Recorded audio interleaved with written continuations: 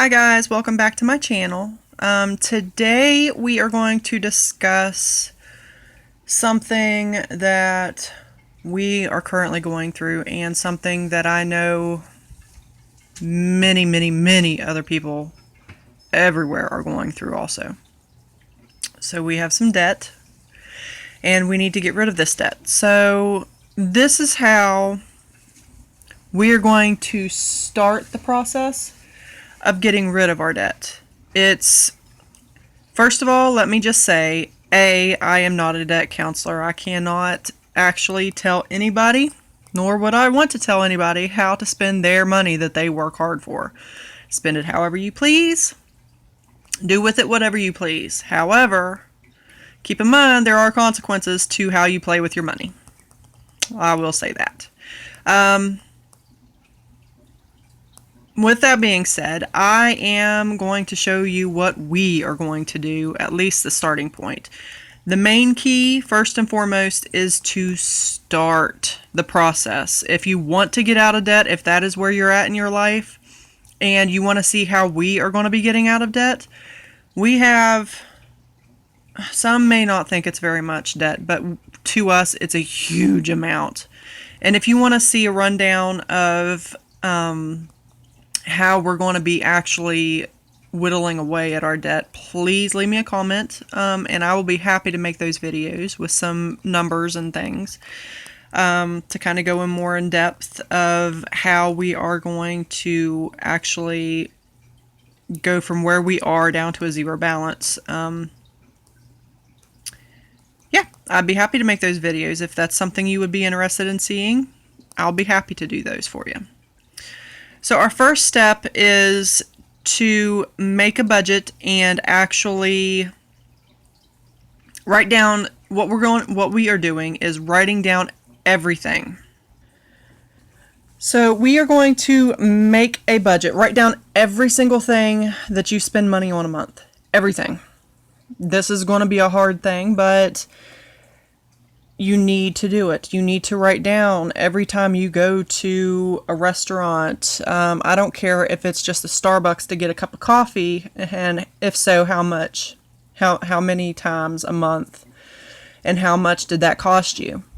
Write down every single thing so you know where your money's went.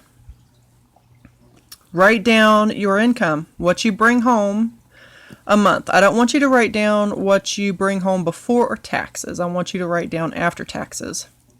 This is the amount of money that you're going to be using every single month. So write down the after taxes, what you bring home total for the whole house income.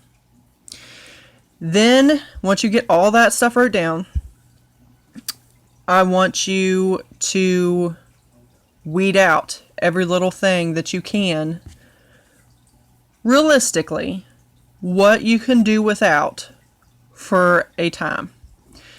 This doesn't have to be for forever.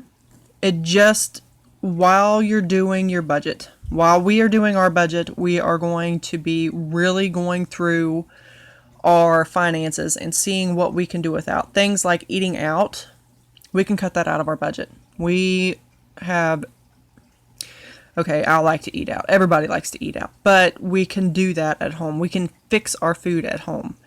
For the money it costs our family of 5 to eat out can range depending upon where we go. If we go on the cheap end, say McDonald's, it's still going to cost us about $25 for us to eat out. So, you know, take that $100, $200, $300, whatever it is that you was spending out on groceries. Take that money and go buy, or not groceries, but that money that you were spending out on eat outs. Take that money and go buy some groceries. Get things like rice and meats and cereals and, you know, get things that, flour, sugar, get things that you can cook. The more stuff that you buy from scratch, I don't want you to go to the freezer section and buy 3 or 4 pizzas and call it good. That is not what I'm talking about. That is not making food from scratch. And that money that you spent on that frozen pizza, you could have bought 3 or 4 meals worth of supplies that you're only going to get one meal out of now. So make sure you're budgeting correctly and you're buying smartly. We're going to knock out the vacation fund. The vacation we're getting ready to go on's already been paid for. So our next vacation fund, until we get some more money coming in or we get some of this debt paid off, no longer exists. So after this year, we may not have a vacation for a couple years, and we can deal with that. Savings. We will cut out a savings fund that we usually budget for, and unfortunately, we just won't have a savings fund. Just little things that you can do without. If you have a Christmas fund, if you have, just whatever it is in your budget that you can do away with. Extra travel money or runabout money or even allowances and things like that. You can do without that for a little while. If it means getting you to a point to where you are completely debt-free and don't have to take $25 every month to pay on a credit card that you can't use because that pays the interest on the credit card only and you've already got it maxed out, that's doing you no good. That's $25 you could have spent on something completely different that you actually wanted. So in the long run, this will help you. This is going to help us, so we are willing to go through the pain and misery now so that in the long run, it won't be pain and misery. Our next step is to look at your budget and figure out what the smallest thing is that you have and just start there. In our case, it's one of our credit cards.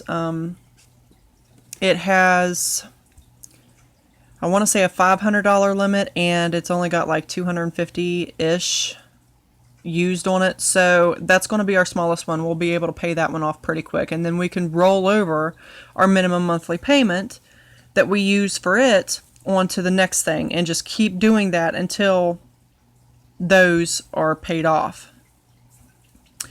That's basically the Snowball, I think is what it's called, effect.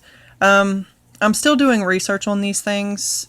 You can go online and look for, I believe it's the Dave Ramsey books and techniques, and he can go into more detail about this, but we are getting started in this process. And so, yeah. The next step is, once you make your budget, which we're going with the every dollar budget. Every dollar has to have a job. You should not have any money left over in your budget at the end of the month. Whatever would have been left over, say you had, I don't know what your income is. Say you had X amount of dollars and $250 is left over out of that X amount of dollars. It says left over beside it, but what could you take that $250 and put it towards to help pay off your debt so that you actually have money left over later? It's not a thing where you're going to want to go and say, oh my God, I got $250 left over this month. Oh, I could go spend it. I could go do this. No. That is what got us into this mess to begin with. So anything we have left over at the end of the month, we are going to take and roll it over into one of our bills and get it paid off so that we can actually have money later to go do things. And most of all, and more importantly, I cannot talk today and I apologize. Stop living above your means. That means, and I quote, just because you have a credit card doesn't mean it's affordable. Just because you want to go out to eat doesn't mean you should go out to eat. I don't care if you have $500 left on that credit card. That is not money you can go spend. You should not be using that to do that with. At least that's what we're telling ourselves. So this is the process we are getting ready to start implementing. If you would like to see some videos on how we're going to go about doing our budget and whittling away our debt, leave me a comment below and I'll be happy to do some video series on those. And I did post yesterday a video on our 100th video, which is coming up in about a week and a half or so. If you want to know how to be a part of that giveaway for our 100th video, go check that out. You'll be looking for the mesh bunny wreath video, and I do have the information on that video, so go check that one out and it'll tell you how you can be entered in that 100th video giveaway. Hope you guys are enjoying this day. It's not raining yet here, but it's supposed to after a while. Hopefully we don't get too much flooding. And I will see you guys later. Bye.